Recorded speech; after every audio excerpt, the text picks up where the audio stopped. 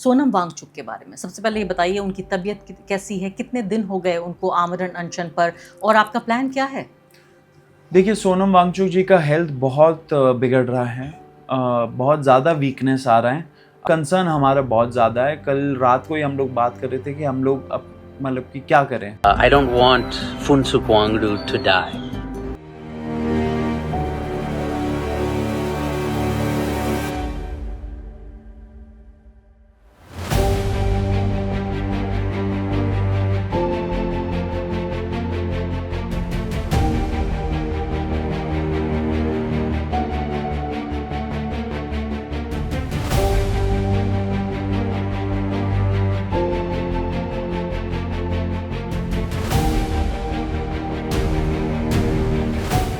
आपका कोई समर्थन नहीं है, आप यहाँ पर भारत का संविधान ले आओ पर हाथ रखकर आप शपथ लेंगे कि आपका आम आदमी पार्टी से फंडिंग या कोई पॉलिटिकल सपोर्ट नहीं? नहीं, डेफिनेटली नॉट। इस वक्त मेरे हाथ में कॉन्स्टिट्यूशन ऑफ इंडिया, भारत का संविधान है।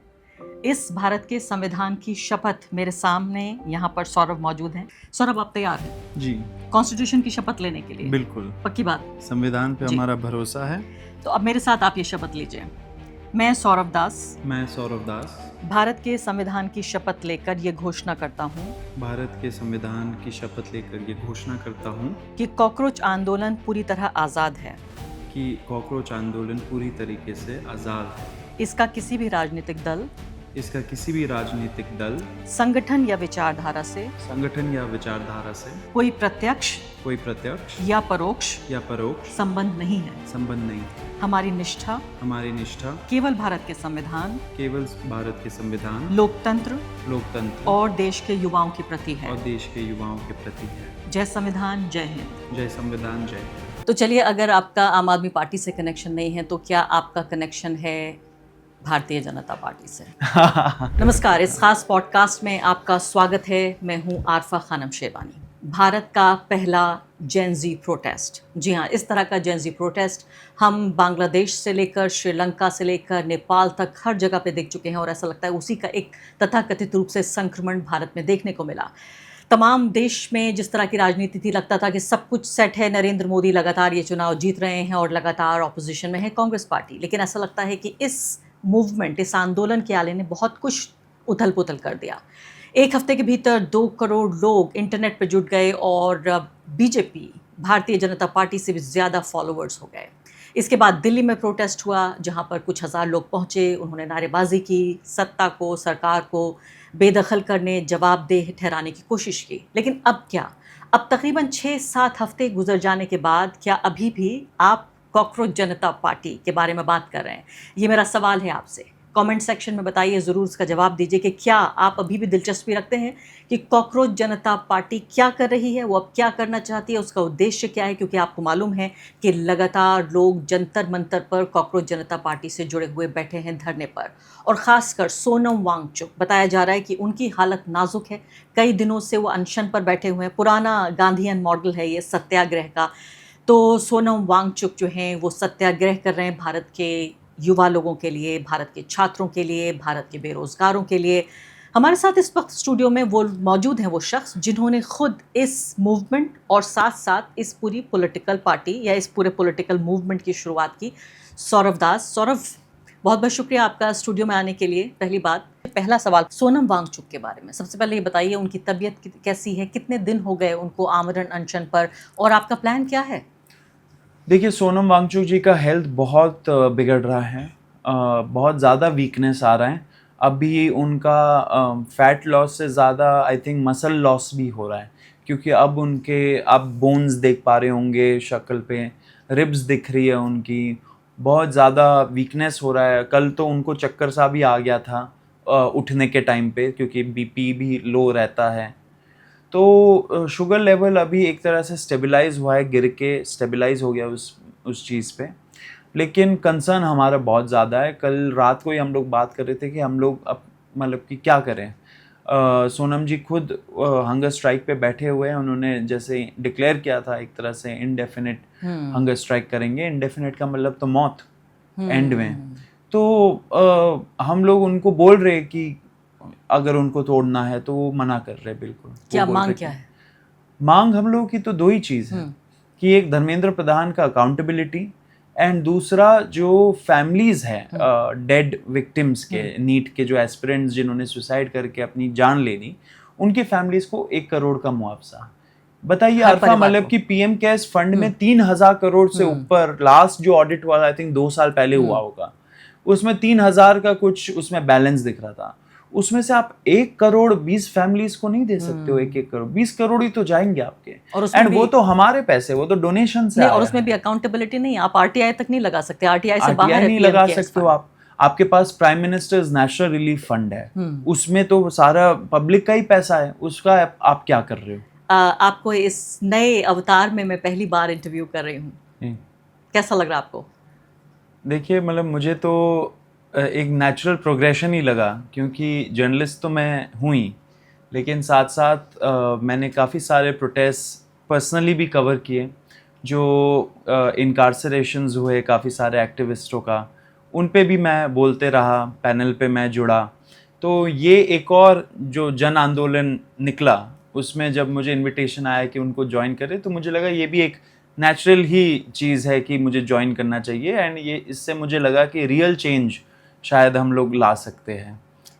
लेकिन मुझे बताइए कि जब आपने पहली बात तो पता नहीं कितने दर्शकों को मालूम है, एक बार फिर से इसको दोहराना अगर आपको मालूम भी है तो ज़रूरी है, कि चीफ जस्टिस ऑफ इंडिया ने ये कहा, एक स्टेटमेंट दिया कि बेरोज़गार लोग, अनएम्प्लॉयड लोगों की बात कही, और युवा लगातार आरटीआई डाल रहे हैं और कोर्ट के लिए एक तरह से वो पैरासाइट और कॉकरोच बन गए हैं। यहाँ से शुरुआत हुई इस मूवमेंट की। मुझे दुरुस्त कीजिए कि क्या वो कॉकरोच आपको कहा गया, क्योंकि आप ही वो व्यक्ति हैं जो ज़्यादा से ज़्यादा राइट टू इन्फॉर्मेशन की याचिकाएँ डालते हैं कोर्ट में, कोर्ट को जवाबदेह ठहराने की कोशिश करते हैं। और मैं यहाँ बात ऑन रिकॉर्ड कहना चाहती हूँ कि शायद आप भारत के सबसे बेहतरीन जो लीगल जर्नलिस्ट हैं, जो कानून की पत्रकारिता, कानून से जुड़े मामलों की पत्रकारिता करते रहे, उन लोगों में से एक हैं। तो क्या आप ही वो कॉकरोच थे? थैंक यू आरफा, आपने इतना अच्छा कॉम्प्लीमेंट दिया मुझे। देखिए, मैं तो नहीं बोल सकता हूँ, ये जवाब तो सूर्यकांत जी खुद ही देंगे कि वो किसके तरफ इशारा कर रहे थे। लेकिन हाँ, ये ज़रूर कहूँगा कि जब ये कमेंट दिया गया था तो लीगल सर्कल्स में काफ़ी सारे लोग मुझे रीच आउट करके बोल रहे थे कि ये आपके तरफ ही डायरेक्टेड था, क्योंकि मैंने बहुत सारे आरटीआईज़ उस टाइम के दौरान एंड पहले से भी सूर्यकांत जी के बारे में मैंने फाइल कर रखा है सुप्रीम कोर्ट में, एंड मैं एक प्रोफाइल उनके बारे में लिख रहा था उस टाइम पे। वो काम अभी पॉज्ड है मेरा, लेकिन द कैरावान मैगज़ीन के लिए जैसे मैंने चंद्रचूड़ का प्रोफाइल किया था, वैसे ही सूर्यकांत जी के लिए भी एक प्रोफाइल मैं लिख रहा था। तो एंड ये चीज़ सूर्यकांत जी को पता थी। तो जब ये कमेंट आया तो लोग सोच रहे थे, या उनको लगा कि शायद उन्होंने मेरे लिए ही बोला होगा। अब मैं उसमें कंफर्मेशन तो दे नहीं सकता, क्योंकि वो जवाब वही देंगे। लेकिन डेफिनेटली ऐसा जब कमेंट आया, मुझे तो बहुत ख़राब लगा कि आप किसी को भी as chief justice of India ऐसा कमेंट पास नहीं कर सकते हो, क्योंकि आपके जो भी पर्सनल ओपिनियंस हो किसी के खिलाफ या किसी वर्क के खिलाफ, आप जिस पोस्ट में बैठे हो उसकी मर्यादा आपको मेंटेन रखनी चाहिए। एंड दुर्भाग्यपूर्ण बात यह है कि आज के टाइम पे इतने बड़े, मतलब सबसे टॉप जज है वो देश के, आरफा, एंड उनसे ये कमेंट आएगा, तो मतलब कैसे कैसे लोग हमारे सिस्टम में बैठ चुके हैं, आप ये समझिए। और उसी सिस्टम को बदलने या हिलाने की कम से कम आप कोशिश करें कि झिंझोड़ा जाए उस सिस्टम को। इस कार्यक्रम में मैं यहाँ पर एक डिस्क्लेमर ही देना चाहती हूँ कि ये बिल्कुल कोई शहद से भरा हुआ पॉडकास्ट नहीं होगा। सबसे मुश्किल सवालों का जवाब देना होगा सौरभ को यहाँ पर, और मैं यहाँ आपके प्रतिनिधि के तौर पर बैठी हूँ। मुझे मालूम है कि मैंने खुद कॉकरोच जनता पार्टी को जब कवर किया और प्रोटेस्ट दिल्ली से कवर किया, सैकड़ों की तादाद में आपके कॉमेंट्स आए जो जानना चाहते थे कि आखिर ये लोग कौन हैं, ये क्या करना चाहते हैं, इनको फंड कौन कर रहा है, इनका समर्थन कौन कर रहा है, क्या ये कांग्रेस पार्टी या विपक्ष के लोगों को की आंखों में धूल झोंकने के लिए एक तरह का एक स्मोक स्क्रीन जिसे हम कहते हैं वो हैं। तमाम तरह के सवाल उनसे मैं पूछूंगी। लेकिन सौरभ, आप और अभिजीत दीपके, इन दोनों लोगों ने इस मूवमेंट की और शुरुआत की, इसके बाद आप जंतर मंतर पे आए हो, तब से आपका ये प्रोटेस्ट मूवमेंट चल रहा है। आप अभिजीत को किस तरह से जानते रहे, क्योंकि आप तो एक पत्रकार हैं, वो एक एक्टिविस्ट हैं, आप दिल्ली बेस्ड हैं, और अभिजीत बैठे हैं वहाँ बॉस्टन में बैठे हुए थे, तो ये सब कैसे हुआ? अभिजीत और मैं एक दूसरे को फॉलो करते थे ट्विटर पे, और उसके पहले आई थिंक 1 या 2 बार हम कोई कॉमन गैदरिंग में भी थे, लेकिन एज सच कोई बात नहीं हुई थी हम लोगों की। लेकिन he was well aware of my work, and मैं जो लिखता था वो पढ़ते भी थे, शेयर भी करते थे। उनके भी काफ़ी सारे ट्वीट्स मैंने रीट्वीट किए थे पहले, क्योंकि वो काफ़ी अच्छा सटायरिकल चीज़ें, विटी ह्यूमर के साथ वो ट्वीट करते थे। तो जब ये कमेंट आया तब उन्होंने एक ट्वीट किया कि what if all cockroaches came together, ऐसे कुछ, एंड वो वायरल चला गया। एंड उसके बाद मैंने भी उसको रीट्वीट किया था कि because it was very viral उस टाइम पे। फिर उन्होंने ही reached out to me with one of his other tweets. ये बोला कि उस ट्वीट में लिखा था, एक मेंबरशिप लिंक था कि if you want to join the party, sign up वगैरह। तो उन्होंने रीच आउट किया था मुझे एंड बोला था कि सौरभ, आप अगर इसको थोड़ा सा कोट ट्वीट करके लिख दो कुछ इसके बारे में, then maybe more people will join. तो मैंने जब किया फिर वो एम्पलीफाई हुआ काफ़ी ज़्यादा एंड बहुत लोग जुड़ गए। आपको पता होगा कि ऑलमोस्ट 10-12 लाख लोगों ने मेंबरशिप ली सीजेपी की। एंड उस टाइम के ही दौरान जो इंस्टाग्राम पेज था, ट्विटर हैंडल था, वो भी काफ़ी तेज़ी से उसमें फॉलोअर्स की संख्या बढ़ी। तो देन ही आस्क्ड मी कि जब बहुत सारा सर्कल से बहुत सारे लोग उसको बोल रहे थे कि इतना बड़ा पेज बन गया, मतलब कि हिस्ट्री में शायद ही हुआ हो कि किसी का 8 दिन या 10 दिन के अंदर 2 करोड़ 20 लाख से ऊपर फॉलोअर्स हो जाए। तो उनको सारे लोग बोल रहे थे, मैंने भी उनको बोला कि इसका कुछ आप अच्छा इस्तेमाल करो, कि ऐसा मौका आपको नहीं गंवाना चाहिए। सिर्फ एक सटायरिकल पेज बन के ना रह जाए, मीम पेज ना बन के रह जाए, तो कुछ आप ऑन ग्राउंड करिए। तो उस टाइम पे मुझे पता नहीं, बहुत सारे जर्नलिस्ट ऐसे रिपोर्ट कर रहे थे कि वो तो विदेश में रहते हैं, लेकिन वो पढ़ने गए थे विदेश। जैसे कि सारे बीजेपी मिनिस्टर्स के बच्चे तो बाहर ही रहते हैं, बाहर ही सेटल हो गए पढ़ने के बाद, वो भी उन्हीं के तरह पढ़ने गए थे। कुछ शायद उनको लगा होगा कि जाके वहाँ पे काम भी करेंगे। लेकिन जब ये सब हुआ एंड इतने सारे कॉल्स आए सारे तरफ से कि आप कुछ ऑन ग्राउंड करिए, then he decided to return and then he reached out to me कि would I like to join him also in one of the founding teams. तो फिर मैंने उनको ज्वाइन किया as chief spokesperson and तब से लेके अभी तक ऑलमोस्ट 2 महीने होने जा रहे हैं। आपको ये मालूम था कि उनका कनेक्शन आम आदमी पार्टी से है? देखिए, मुझे पता तो था, क्योंकि आई थिंक उन्होंने क्लियर भी रखा था, अपने बायो में लिखा था कि ही इज़ एक्स, मतलब बहुत 3 साल हो गए शायद उनको काम किए हुए आम आदमी पार्टी में। And he was not like a politician और एनीथिंग, वो तो कम्युनिकेशंस टीम में काम करते थे। तो मुझे ये चीज़ ज़रूर पता थी। हाँ जी। तो अभी तो आप बड़ी सिंपल स्टोरी बता रहे हैं कि वो वहाँ बैठे थे, उसने रीट्वीट किया और फिर यहाँ कांटेक्ट हुआ। ऐसा नहीं हुआ कि एक कमरे में अरविंद केजरीवाल और मनीष सिसोदिया बैठे हुए थे, अभिजीत दीप के भी थे, फिर आपको वहाँ बुलाया गया नहीं, और उसके बाद कहा कि देखिए अब ये मूवमेंट शुरू करते हैं, आप लोग आगे सामने रहिए, हम लोग पीछे रहेंगे? हाँ, लोगों को जितना इस चीज़, ऐसे स्टोरीज में दिलचस्पी हो, इसको तो कॉन्स्पिरेसी थियरी ही बोलेंगे। अब जैसे आपने ही बोला एंड रिपोर्टिंग भी हुई थी, वो तो बैठे हुए थे यूएस में। आई थिंक अरविंद जी तो शायद यहाँ पे ही होंगे, दिल्ली या तो पंजाब में। तो ऐसा कुछ तो नहीं हुआ था। एब्सोल्युटली एक फ्रीक एक्सीडेंट था ये, अगर बोला जाए तो, क्योंकि वो ट्वीट का वायरल जाना, वो ट्वीट से फिर एक सटायरिकल पेज भारतीय जनता पार्टी की तरह cockroach Janata party banana, it was all I think एक फ्रीक एक्सीडेंट। यूनिवर्स ने, मुझे लगता है अगर अभी सोचे तो, एक डोर ओपन किया हम लोगों के लिए कि नया जो जनरेशन है, इंटरनेट जनरेशन जिसको बोलते, उनके लिए आई थिंक एक डोर ओपन किया यूनिवर्स ने। उसको कैसे अच्छे से यूज़ करे, उस पे हम लोग का फिर फोकस गया। तो आपका कोई समर्थन नहीं है? आप यहाँ पर, अगर मैं आपको गीता दूं तो गीता पर हाथ रखकर आप शपथ लेंगे कि आपका आम आदमी पार्टी से फंडिंग या कोई पॉलिटिकल सपोर्ट नहीं है? नहीं, डेफिनेटली नॉट, डेफिनेटली नॉट।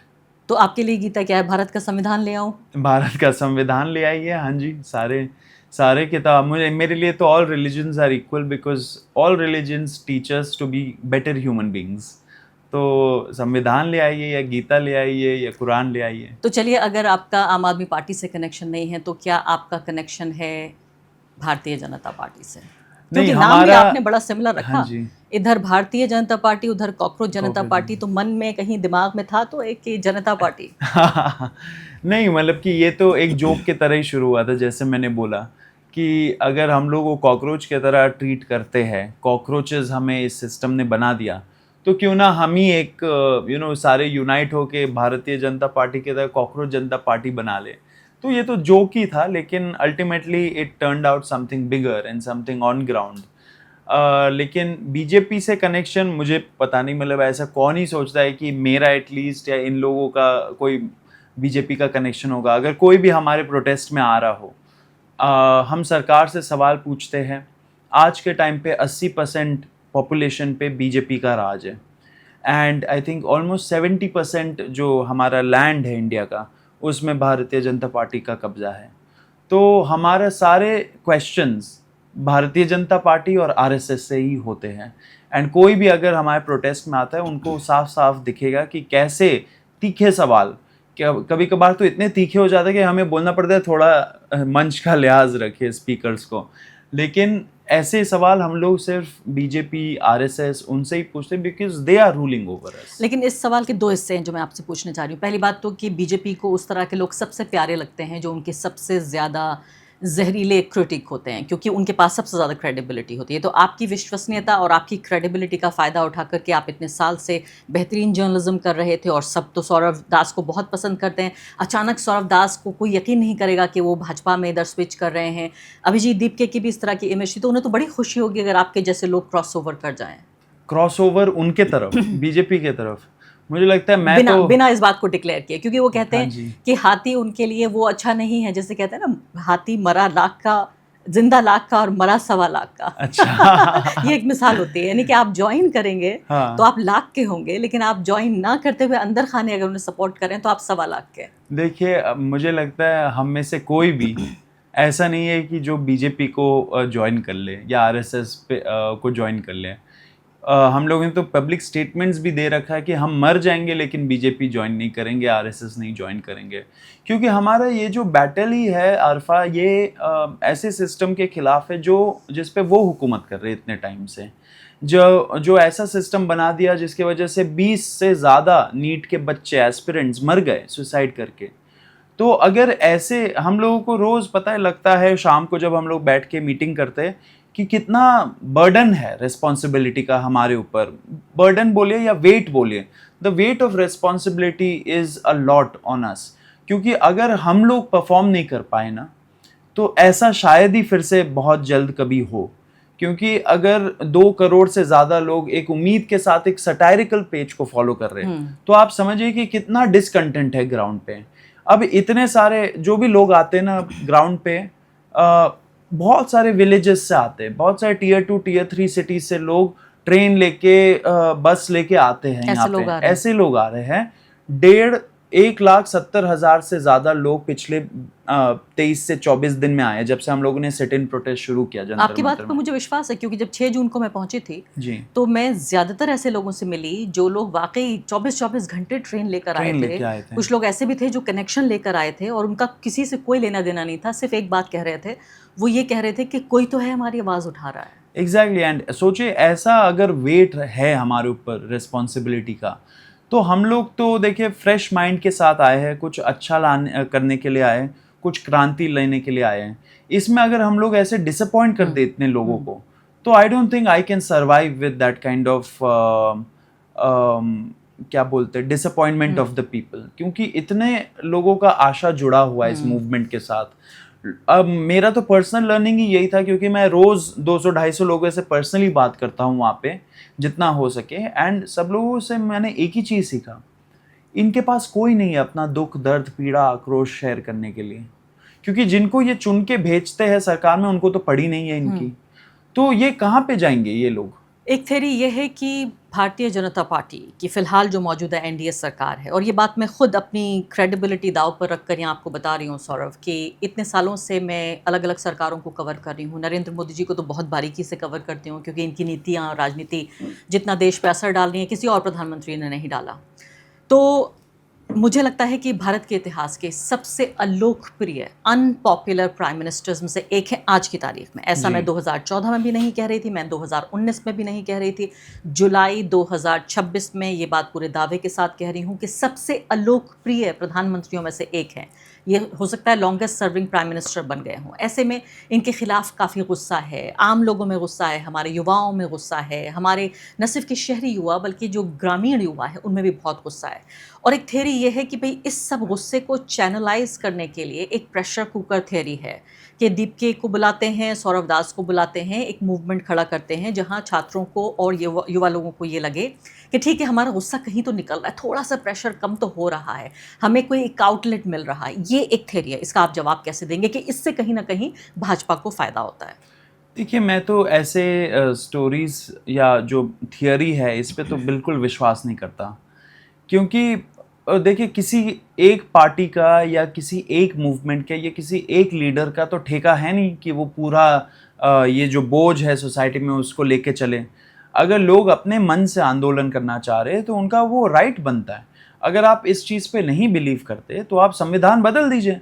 आप संविधान में लिख दीजिए कि the right to protest peacefully is limited to certain people, certain political party, certain movement, certain activist. उनको नाम एक लिस्ट अपेंडिक्स में डाल दीजिए और बोलिए सिर्फ यही कर सकते हैं। तो मुझे नहीं लगता कि ऐसे स्टोरीज पे हमें ज़्यादा ध्यान देना चाहिए, क्योंकि किसी भी एक इंसान का इसका ठेका नहीं ले रखा है उन्होंने, वो ठेकेदार नहीं बन सकते हैं।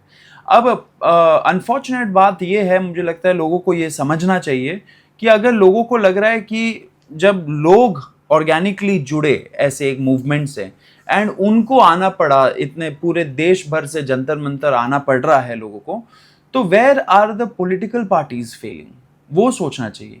उन पे क्यों लोगों का भरोसा नहीं है, उनके ऊपर क्यों लोगों का आशा नहीं है, वो क्यों नहीं जीत पा रहे हैं इलेक्शंस। तो कहीं ना कहीं हमारा सिस्टम ऐसा बन चुका है कि लोगों को बहुत ज़्यादा हताशा हो गई है। आप अगर बिहार जाएंगे, यूपी जाएंगे, झारखंड जाएंगे, वहाँ पे लोगों के अंदर बहुत ज़्यादा हताशा है सिस्टम को लेके। क्यों? क्योंकि चीज़ें बदल ही नहीं रही है। पार्टीज चेंज हो जाती है, सरकार में आ जाती है, लेकिन तब भी चीज़ें थोड़ा इम्प्रूव करती है, नेक्स्ट पार्टी आती है, नीचे गिर जाती है। तो जिगजैग तरीके से ग्रोथ होता है, बल्कि एक अच्छा ग्राफ ऊपर जाना चाहिए हम लोगों का। हम लोग बोलते हैं जीडीपी वर्ल्ड्स पता नहीं 4th या 5th, मैं तो नंबर भी आजकल भूल रहा हूँ, अब 6th पे आ गए, नीचे ही गिर रहे हैं। लेकिन वर्ल्ड्स फास्टेस्ट ग्रोइंग जीडीपी है हम लोग। लेकिन what about per capita income?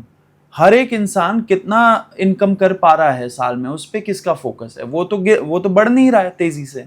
तो हमारा इम्प्रूवमेंट कैसे हो रहा है पर्सनल लाइफ्स में? तो कांग्रेस पार्टी से आपका क्या रिश्ता है? मैंने तो पूछा आपसे, बीजेपी पूछ लिया, आम आदमी पार्टी पूछ लिया, कांग्रेस पार्टी से किस तरह का रिश्ता है? आप क्या राहुल गांधी के साथ एसोसिएट करना चाहते हैं? मैंने देखा कई पॉलिटिकल पार्टीज़ के लोग आए, आपके यहाँ भाषण दिया उन्होंने, अलग अलग पार्टियों के लोग थे और शायद और भी लोग हो सकता है ज्वाइन करें, मैं जहाँ तक सुन रही हूँ।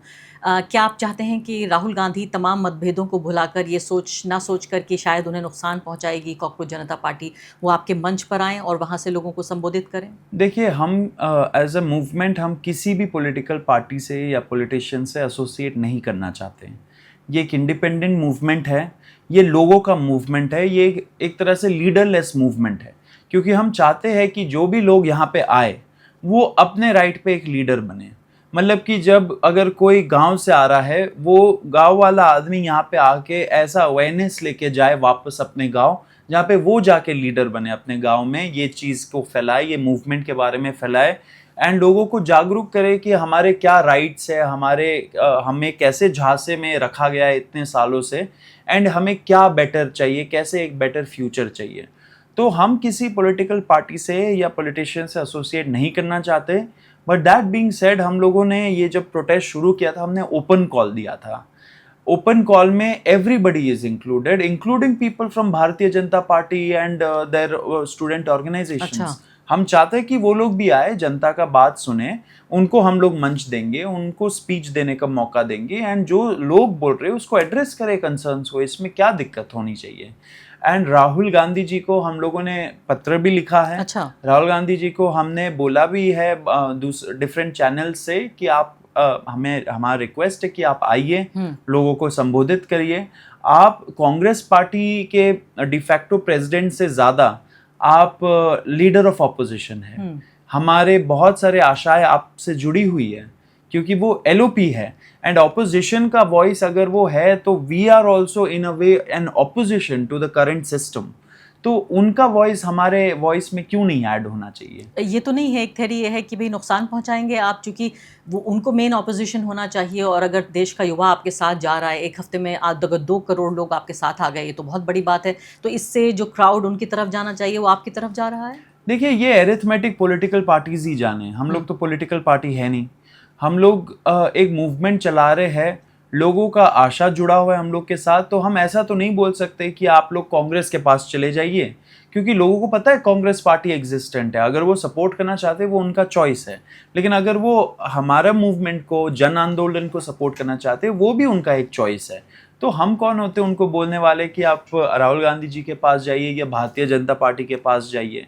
हम तो अपना एक इंडिपेंडेंट मूवमेंट चला रहे हैं and we are acting like a pressure group. हम लोग एक प्रेशर ग्रुप है। हम लोग चाहते हैं कि सरकार में जो लोग बैठे हैं वो एक बढ़िया सिस्टम बनाए, लेकिन एंड ऑपोजिशन भी जब लोकसभा में बैठती है, राज्यसभा में बैठती है, वो भी सरकार से यही मांग करती है कि एक बेटर सिस्टम बनाइए। जो भी आप बिल ला रहे हो उस पर सोच विचार हो, उस पर डिबेट डिस्कशन हो, पार्लियामेंट्री कमेटी में जाए, वहाँ पे सोच विचार हो डिटेल में, फिर आप लोग एक कानून पास करिए। तो हमारा ऑब्जेक्टिव्स तो सेम है, कौन सा रूट से हम लोग जाते हैं वो डिफरेंट है, वो डिफरेंट हो सकता है। तो ये जो एरिथमेटिक है कि हम लॉस पहुंचाएंगे या हम एक तरह से उनके कॉम्पिटिटर्स हैं, वो हम लोगों का कोई कंसर्न नहीं है। वो पॉलिटिकल पार्टीज बेहतर जाने, लेकिन हम लोग का ओपन कॉल है एंड हम लोग बार बार यही चीज़ बोल रहे हैं कि आप इलेक्शन के ही बेसिस पे मत सोचिए ना। इलेक्शन तो होता ही है, इलेक्शन हो रहा है, लोग जीत रहे हैं, बहुत लोग हार रहे हैं। ये तो उन एक 5 साइकिल सालों में है। क्या होता है, एक इलेक्शन से दूसरे इलेक्शन तक, 5 इलेक्शंस सालों में में भी आपको डेमोक्रेटिक अकाउंटेबिलिटी लानी पड़ेगी। अकाउंटेबिलिटी होती है। यहाँ पर चलिए, आप ये कह रहे हैं कि आप ये समझते हैं कि आप किसी को फायदा नुकसान पहुंचा नहीं रहे हैं, आप तो सिर्फ आम लोगों की आवाज़ उठा रहे हैं। लेकिन मुझे हैरानी ये हुई कि आप एक छोटी मछली को पकड़कर तालाब को साफ करने की कोशिश कर रहे हैं, जहर तो कहीं और है। आप कह रहे हैं कि हमें धर्मेंद्र प्रधान का इस्तीफा चाहिए। जब मैं 6 जून को कवर करने गई थी, या पूरे इस मूवमेंट का जो मैसेजिंग है, मुझे थोड़ी सी हैरानी हुई कि आप प्रधानमंत्री नरेंद्र मोदी का इस्तीफा क्यों नहीं मांगते। देखिए, बहुत सारे लोगों ने ये कोशिश किया कि प्राइम मिनिस्टर मोदी का आप इस्तीफा मांग लीजिए, लेकिन मुझे लगता है कि slow and steady wins the race. आप नॉर्मल टाइम्स में तो नहीं जी रहे हो। बहुत लोग बोलते हैं कि अनडिक्लेयर्ड इमरजेंसी है। जिस किस्म का हिंदू मुस्लिम राजनीति चलता है, जिस किस्म का एंटी मुस्लिम राजनीति चल रहा है, एंटी क्रिश्चियंस, आजकल तो क्रिश्चियंस ग्रुप्स के खिलाफ इतने सारे अटैक्स हो रहे हैं, रिपोर्टिंग थोड़ी कम होती है उनके ग्रुप्स पे, लेकिन मुझे तो काफ़ी लोग बोल रहे हैं कि आजकल वो ज़्यादा बढ़ गया है, क्योंकि मुस्लिम्स को तो आपने दबा दिया एक तरीके से। जब हमारा भी प्रोटेस्ट हो रहा था तब बहुत सारे कॉल्स थे सोशल मीडिया पे कि मुस्लिमों को नहीं जाना चाहिए इस प्रोटेस्ट में, क्योंकि सबसे पहले जाके सरकार उनको ही पकड़ेगी अगर कुछ भी इधर उधर हो जाता है। And that's the sad reality of India today. लेकिन तब भी आरफा, आपको एक चीज़ बता दूं कि हमें जो खाना प्रोवाइड कराते हैं जंतर मंतर में, वो जुनैद भाई मुस्लिम ही है। वो इतने टाइम से हम लोगों के साथ जुड़े हैं। एंड इतने सारे मुस्लिम फैमिलीज अपने छोटे छोटे बच्चों को, मतलब कि 6 महीने 1 साल के बच्चों को भी लाके इस प्रोटेस्ट में शामिल करते हैं। क्यों? क्योंकि उनको पता है कि more than Muslims they are Indians first and this is there duty. तो हम सारे लोग ऐसे बन के चल रहे हैं। लेकिन डेफिनेटली अगर जब टाइम आएगा, एंड वो टाइम बहुत जल्दी आ रहा है, हम लोग अकाउंटेबिलिटी मांगेंगे प्राइम मिनिस्टर से भी, होम मिनिस्टर से भी। आपने कहा कि देश में सबसे बड़ी समस्याओं में से एक हिंदू मुस्लिम समस्या, जिसको लोगों ने दुरुस्त भी किया कि बाद में कहा कि एंटी मुस्लिम समस्या, ये भी लोगों ने दुरुस्त किया। आपको क्या लगता है कि आप भी झिझक रहे थे क्या मुसलमानों को शामिल करने में, या मुसलमान झिझक रहे थे? हमने देखा है ऑपोजिशन पार्टियों की, चाहे वो समाजवादी पार्टी हो, कुछ हद तक तो कांग्रेस पार्टी भी, राहुल गांधी को अगर थोड़ी देर से के लिए छोड़ दें कि कलंकित ना हो जाए तथाकथित रूप से कोई भी प्रोटेस्ट, कोई भी मूवमेंट, कोई भी पब्लिक गैदरिंग, मुसलमानों को और ख़ासकर जो विजिबल मुस्लिम्स हैं, दाढ़ी टोपी वाले, बुर्के वाले, उनको दूर रखा जाता है। बहुत अनफॉर्चुनेट चीज़ है ये, बहुत ज़्यादा अनफॉर्चुनेट चीज़ है। हमें एज अ सोसाइटी सोचना चाहिए कि ये हम ऐसे कैसे बन गए, and how are we okay with this, ये कैसे नॉर्मलाइज हो गया। हम as a movement we are all inclusive. हम लोगों ने ओपन कॉल दिया है एंड उसमें काफ़ी सारे मुस्लिम्स जुड़ रहे हैं, सिख जुड़ रहे हैं, क्रिश्चियंस जुड़ रहे हैं, एंड देश भर से लोग आ रहे हैं। कश्मीर से कितने सारे लोग आए हैं। तो हम लोग की ऐसी मानसिकता है भी नहीं। हम लोग युवा है देश के, एंड युवा लोगों में अब मुझे लग रहा है कि ये चीज़ चल नहीं रही है। लोगों को पहले झांसे में डाल दिया गया था, लेकिन अब युवाओं का एक अवेकनिंग हो रहा है। It's a youth awakening, and youth awakening में हमें यही दिख रहा है ग्राउंड पे कि लोग बहुत भारी संख्या में लोग छोड़ रहे हैं हिंदू मुस्लिम की राजनीति, एंटी मुस्लिम राजनीति, ये लोगों को अब पसंद नहीं आ रही है। And as a movement also we are striving towards that only, कि ग्राउंड पे ज़्यादा से ज़्यादा अवेयरनेस हो इन सारे मुद्दों के बारे में, एंड ज़्यादा से ज़्यादा लोगों को पता चले कि कैसे हम लोग को एक तरह से डीह्यूमनाइज कर दिया गया है इतने सालों में। तो आपको ये लग रहा है कि ये मुद्दा, मुझे तो नहीं लगता कि हिंदू मुस्लिम जो नफ़रत है या एंटी मुस्लिम जो नफ़रत है वो कहीं नीचे जा रही है। आपकी प्रोटेस्ट पे इसका असर नहीं पड़ा वो अलग बात है, लेकिन मुझे ये बताइए कि आप एक डिजिटल मूवमेंट के तौर पे जो ग्राउंड पे उतर चुका है, आपके मूवमेंट्स हो रहे हैं, आप आमरण अनशन पर आपके साथी बैठे हुए हैं, क्या इसको पॉलिटिकल पार्टी के तौर पर आप तब्दील करेंगे? देखिए, अभी तो हम लोग का ऐसा कोई प्लान नहीं है, हम लोगों ने ये सोचा भी नहीं, क्योंकि आई थिंक ये बहुत प्रीमेच्योर होगा ये सोचना। Political party is an entirely different ball game all together. उसको बहुत अलग तरीके से चलाना पड़ता है, बहुत सारे उसमें एरिथमेटिक कैलकुलेशन होती है। ये चीज़ों से डील करने के लिए हम तो अभी बने भी नहीं है। अभी हम लोगों को जंतर मंतर पे रोज़ का फायर फाइटिंग करना पड़ता है। कभी पुलिस हमारा ऊपर तिरपाल रोक देती है, कभी पानी रोक देती है, कभी खाना रोक देती है, कभी दिल्ली पुलिस हमारे जो चाय बेच रहे होते हैं वहाँ पे उनके घर पे पहुँच जाती है कि कहाँ से आ रहा है चाय, कहाँ से आ रहा है फंडिंग। ये सारा चीज़ों पे हम लोगों को रोज़ फायर फाइटिंग करना पड़ता है। 1.5 2 घंटे डीसीपी ऑफिस, एडिशनल डीसीपी के ऑफिस में हमें बिठा के रखते हैं बातचीत करने के लिए। तो इन सारी चीज़ों में हम लोग ये चीज़ सोच ही नहीं पा रहे कि इस मूवमेंट को भी कैसे संगठन के तरह हम लोग चलाएं, क्योंकि हमें अल्टीमेटली इसको एक ऑर्गेनाइज स्ट्रक्चर्ड रूप देना पड़ेगा। लेकिन एक बहुत बड़ा सवाल उठ रहा था अभिजीत दीप के, जब एयरपोर्ट से एक शानदार हीरो की तरह निकल कर आ रहे थे और सीधे वो पहुंच गए जंतर मंतर, वहाँ पे उन्होंने प्रोटेस्ट किया। 7 हफ्ते से आपका प्रोटेस्ट चल रहा है। आई थिंक अभिजीत ने ही शायद ये ट्वीट किया था कि अगर मैं मुसलमान होता तो मेरे साथ ये नहीं होता। लेकिन यहाँ सवाल ये पैदा होता है, मुसलमान नहीं भी होते आप तो आप फार्मर्स मूवमेंट को देख लीजिए, आप शाहीन बाग के मूवमेंट को देख लीजिए, 4 दिन चलने नहीं देंगे। तो कहीं ना कहीं आपको ये सारी परमिशंस मिल रही हैं, ये आप हैरान हैं। मैं आपकी बात को पूरे तरीके से मान रही हूँ कि आप कनेक्टेड नहीं हैं, ना ही आप अपोजिशन से कनेक्टेड हैं, ना पार्टी जो पॉलिटिकल पार्टी पावर में है उससे कनेक्टेड हैं। लेकिन क्या आप हैरान हैं कि आपको ये परमिशंस मिल रही हैं? तो क्यों मिल रही हैं? हैरान है, परेशान नहीं है। हैरान तो ज़रूर है हम लोग, क्योंकि जब जून 6 हुआ था हमें सबको एंटिसिपेशन था कि आज तो हम लोग को डिटेन या तो अरेस्ट कर लेंगे, लेकिन ये हुआ नहीं। आपने देखा कि कैसे पुलिस ने एक तरह से परमिशन लास्ट तक नहीं दिया। जब दीप के लैंड किए अंदर एयरपोर्ट के, उनको परमिशन लेटर पकड़ाया गया। क्यों? क्योंकि हम लोगों ने कॉल दिया था कि पार्लियामेंट स्ट्रीट पुलिस स्टेशन पहुंच गए सब लोग, वहां पे हम लोग परमिशन मांगेंगे फिर जाएंगे। तो उनको कहीं ना कहीं डर था कि कितने लोग आ जाएंगे। उनको पता है 2 करोड़ से ऊपर अगर जुड़ा है इंसान, एंड अगर वो लोग क्रैकडाउन करते हैं तो बहुत भारी संख्या में लोग दिल्ली आ सकते हैं, और उनको रोकने में बहुत मुश्किल होगी सरकार को। तो आई थिंक उसको शॉर्ट सर्किट करने के लिए मुझे लगता है उन्होंने एक तरीके से कोऑपरेट किया। एंड हम लोग भी उनसे वही बोल रहे थे कि आप हमसे कोऑपरेट करिए, हम लोग भी कोऑपरेट करेंगे।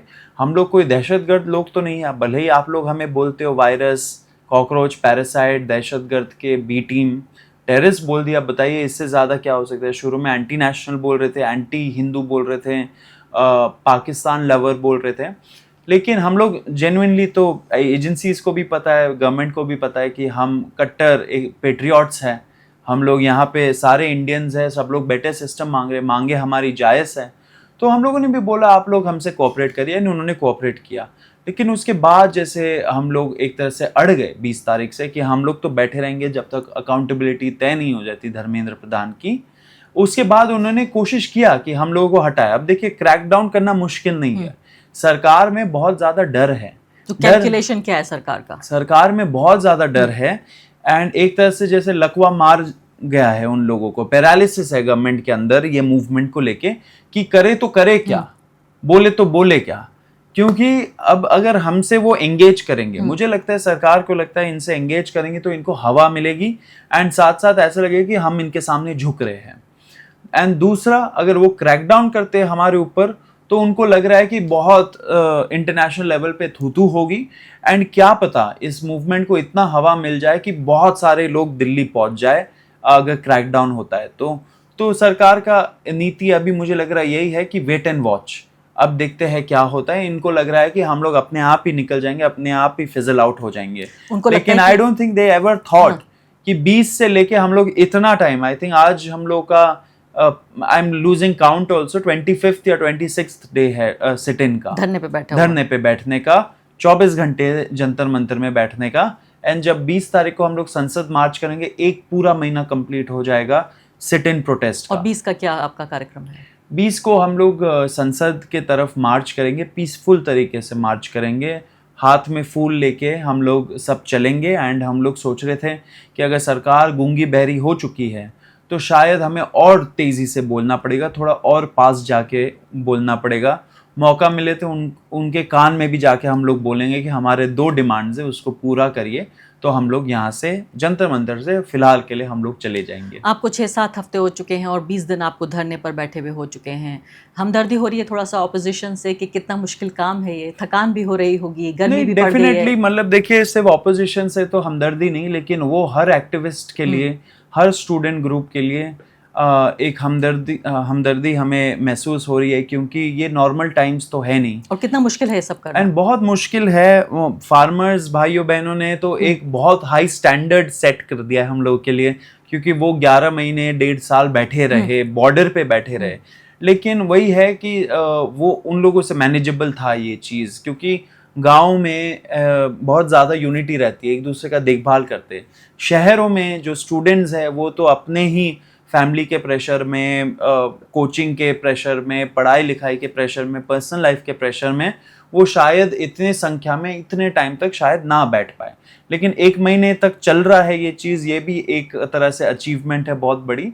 लेकिन ज़रूर हमें ये लग रहा है कि मतलब कितना मुश्किल हो गया आज के टाइम पे एक अपना आवाज़ सुनाने का, क्योंकि सरकार तो हमारी है ना अल्टीमेटली। लेकिन मैं देख रही हूँ जो दरबारी मीडिया है, खासकर जैसे बिग मीडिया या रवीश कुमार उसे गोदी मीडिया भी कहते हैं, अगर उसको देखा जाए शुरू में बड़े इंटरव्यूज़ चले आपके, फिर आपने खुद भी दूरी बना ली।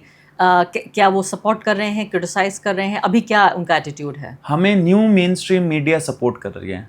आप जैसे चला रहे हो, आप रिपोर्ट कर रहे हो, बहुत सारे डिजिटल मीडिया हाउसेज इस पर रिपोर्ट कर रहे हैं। एंड जो न्यूज़पेपर्स के डिजिटल विंग्स है वो भी काफ़ी जितना हो सकता है वो लोग चला रहे हैं। तो जो न्यू मेन स्ट्रीम मीडिया है वो हम लोग को कवरेज दे रही है।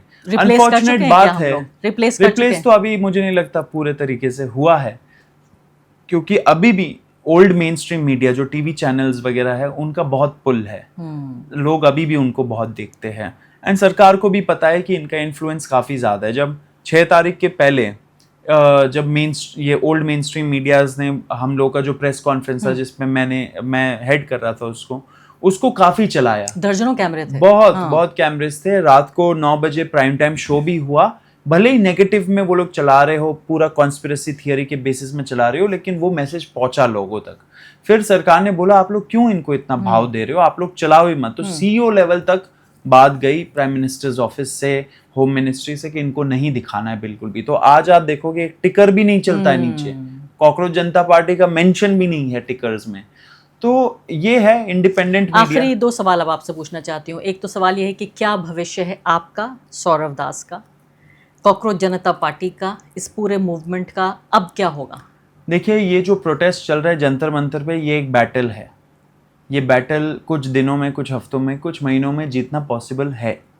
लेकिन मैं बोल रहा हूँ आइडियल सिचुएशन में थियोरेटिकली आप जीत सकते हो, लेकिन हम जिस लिए निकले हैं वो एक वॉर है। We are fighting a war, and war इतना जल्दी नहीं जीता जा सकता। आप वॉर में हो एक ऐसे सिस्टम के खिलाफ जहाँ पे किसी भी इंडिपेंडेंट वॉइस को, डिसेंटिंग वॉइस को कुचल दिया जाता है।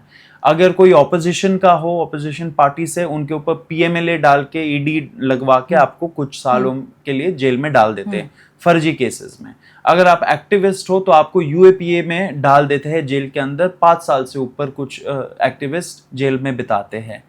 फिर साथ साथ आप अगर ऐसे डिसेंटिंग वॉइसेस हो, आप नॉर्मल स्टूडेंट्स हो, आपको आईपीसी के धारा में जेल में डाल के कुछ महीनों के लिए जेल में रख के टॉर्चर करके निकालते। तो बड़ा मुश्किल है ये सिचुएशन, लेकिन ये एक वॉर है, ये एक लंबा हमें संघर्ष करना पड़ेगा। एंड जो एक बेटर ब्राइटर फ्यूचर चाहिए हम लोग को, पर्सनल फ्यूचर भी एंड इंडिया का भी फ्यूचर, वो उसमें टाइम लगेगा। लोगों को पता है लंबा है सब। ये क्या गारंटी है कि ये सब आपके साथ नहीं होगा? हमें तो 6 तारीख से ही लगा था कि हम लोग के साथ 6 तारीख को हो जाएगा। अभी तक हुआ नहीं है, ये सरप्राइजिंग चीज़ है, लेकिन हम लोग एंटिसिपेट तो कर रहे हैं कि हमारे खिलाफ जो पब्लिक फेसिंग रोल में है कॉकरोच जनता पार्टी के साथ, उनके खिलाफ होगा। लेकिन मुझे नहीं लगता कि अब लोगों को ज़्यादा डर लग रहा है इन सब चीज़ों से, क्योंकि आप उतना ही डराइए जब तक इंसान डरता है। अगर आप इतना डराएंगे कि उनका डर ही खत्म हो जाए तो आपके लिए खतरा है। एंड सरकार को पता है कि सरकार को पूरे तरीके से पता है कि ग्राउंड लेवल पे उनके खिलाफ बहुत ज़्यादा एंटी सेंटिमेंट चल रहा है, उनके खिलाफ बहुत अनहैप्पीनेस है। उनका जो छोटा सा एक वो है वर्ग है, वो उनको पूरा अंधभक्ति में लीन है, सपोर्ट कर रहे होंगे।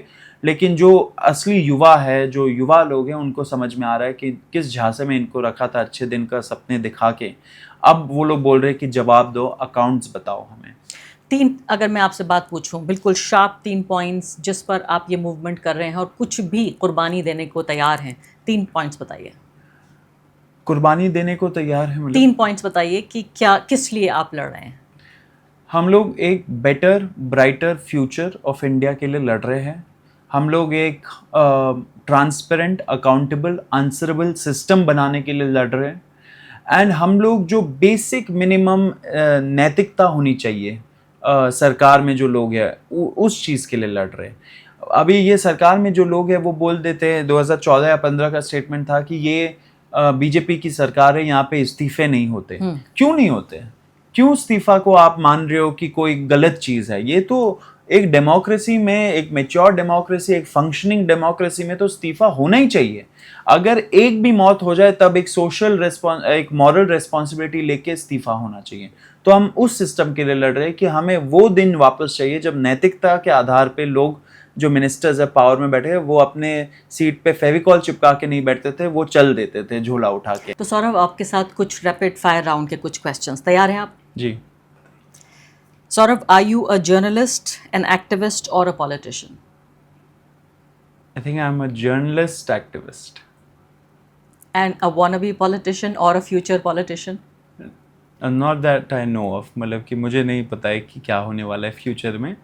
लेकिन एक चीज़ जो मैंने सीखा है, ये जो अन्ना आंदोलन बोलते हैं, IAC बोलते हैं, कि नेवर मेक टॉल प्रोमिसेस, कि आप फोरक्लोज कर रहे हो फ्यूचर में कोई भी चीज़ को। तो आई थिंक उस चीज़ से बचना चाहिए। 10 साल बाद का किसने देखा है? मैं शायद इंडिया में ही ना रहूँ या इंडिया में ही रहूँ एंड कुछ और कर रहा हूँ, तो मैं बोल नहीं सकता। लेकिन अभी के लिए तो मैं जर्नलिस्ट एक्टिविस्ट हूँ। जर्नलिस्ट एक्टिविस्ट हैं आप। जी। आपका फेवरेट पॉलिटिशियन कौन है? नरेंद्र मोदी, अरविंद केजरीवाल, राहुल गांधी? देखिए, फेवरेट आपने पूछा है तो मैं बोलूँगा कि नरेंद्र मोदी मेरे फेवरेट पॉलिटिशियन है। कि कैसे इतने सारे लोगों को वो कैसे इग्नोर कर सकते, ये क्षमता कैसे है उनमें, वो मेरा फेवरेट पार्ट है कि कैसे हो सकता है इंसान कोई ऐसा। इसलिए आपके फेवरेट जी। हैं कि वो इग्नोर कर रहे हैं लोगों की नाराज़गी। हाँ, कि आई एम वेरी क्या बोलते हैं, आश्चर्यचकित होता हूँ मैं कि ये कैसे इतने सारे लोगों को इग्नोर कर सकते हैं। I really think that this ability is inhuman, मतलब कि दिस इज बियॉन्ड ह्यूमन। उन्होंने बोला था ना कि बायोलॉजिकल नहीं है वो, तो this is something not biological at all. तो I think this is my very favourite thing that. और आपने चूंकि रूल आउट नहीं किया पॉसिबिलिटी कि आप पॉलिटिशियन भी बन सकते हैं, अगर आप पॉलिटिशियन बने तो नरेंद्र मोदी की तरह बनेंगे, अरविंद केजरीवाल की तरह बनेंगे, या राहुल गांधी की तरह? मुझे लगता है कि अगर मैं किसी दिन बना तो मैं अपने तरीके से बनूंगा। ठीक है। अब ये माना जा रहा है कि ये पहला ऐसा प्रोटेस्ट था जो जेन ज़ी ने किया। आपको क्या सिमिलैरिटीज़ लगती हैं शाहीन बाग के मूवमेंट की, फार्मर्स मूवमेंट की और जेन ज़ी मूवमेंट? आपको लगता है कि ये उसी तरह का एक मूवमेंट है? आई थिंक कॉमन चीज़ तो यही है कि ये सारे एक तरह से स्ट्रगल कर रहे हैं या स्ट्रगल कर रहे थे एक ऐसी सरकार के खिलाफ जो उनको सुनना नहीं चाह रही थी, जो उनको इग्नोर करना चाह रही थी। लेकिन ये सारे मूवमेंट्स परसिस्ट करें, दे परसिवियर्ड ऑल्सो एंड दे प्रिवेल्ड। अब ये बताइए कि आपकी, ये बताया जा रहा है कि ये पूरा जो आपका प्रोटेस्ट मूवमेंट है कहीं ना कहीं रंग दे बसंती फिल्म पर आधारित है, वहीं से आपको प्रेरणा मिली? देखिए, रंग दे बसंती तो काफ़ी आइकॉनिक फिल्म था, बहुत सारे लोग उससे इंस्पायर्ड है क्रांति लाने के लिए।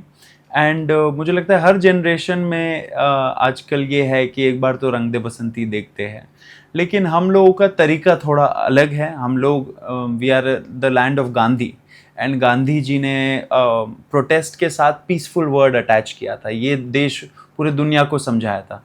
तो हमें किसी से प्रेरणा लेने की ज़रूरत नहीं है. हमें गांधी जी हमारे प्रेरणा है, और उसी राह पे हम लोग चल रहे हैं. अब आखिरी सवाल, आप काफ़ी पढ़े लिखे आदमी भी हैं, आपकी फेवरेट किताब कौन सी है, फिल्म कौन सी फेवरेट है, और क्या फेवरेट एक्टर आपके अक्षय कुमार तो नहीं है?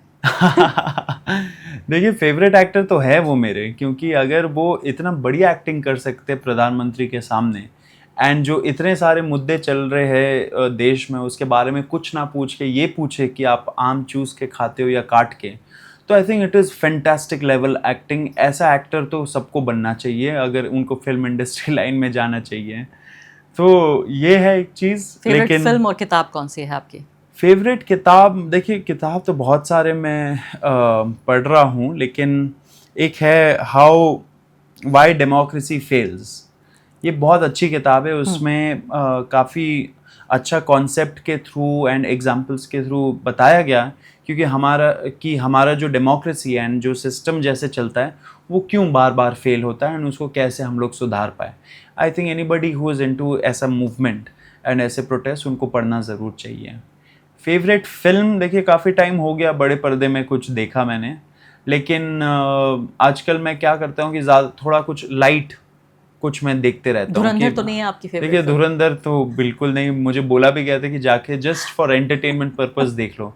मैंने बोला मैं अपने पैसे जाके तो उस फिल्म में नहीं लगाऊंगा, क्योंकि प्रोपेगेंडा फिल्म्स के खिलाफ हूँ मैं, एंड ऐसा बनना भी नहीं चाहिए. लेकिन अगर आप पूछो कि कौन सा अच्छा चीज़ मैं देख रहा हूँ आजकल, तो मॉडर्न फैमिली है, एक सीरीज़ है सिटकॉम, तो बड़ा पसंद है मुझे, क्योंकि इट्स ऑल्सो लाइट.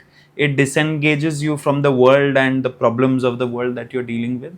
तो वो देख रहा हूँ मैं. बहुत बहुत शुक्रिया सौरभ दास, Thank आप you. स्टूडियो में आए, आपने हमसे बातचीत की. उम्मीद है कि हमारे दर्शकों के तमाम न सही तो कुछ सवालों के जवाब तो यहाँ ज़रूर मिले होंगे. जो भी उनका शक शुबा डाउट्स थे, अगर दूर हुए हो तो ज़रूर बताइए कमेंट सेक्शन में कि क्या वाकई अब आप विश्वास करना चाहेंगे कॉकरोच जनता पार्टी, उसकी नीयत पर, उसकी मुहिम पर और उसके भविष्य पर. कमेंट सेक्शन में बताइए. आप, ये खुला दरबार है, आप जो चाहें कह सकते हैं. कमेंट सेक्शन में स्वागत है आपका. शुक्रिया. Thank you.